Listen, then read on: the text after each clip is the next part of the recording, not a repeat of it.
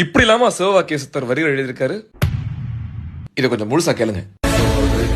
பூதம் போல் சுணங்கு போல் கிடந்த நீர் நாறுகின்ற கும்பியில் நயந்தெழுந்த மூடரே சீருகின்ற ஐவரை செடுக்கறுக்க வல்லிரே 6 கோடி வேணியார் 6இல் ஒன்றில் ஆவிரே.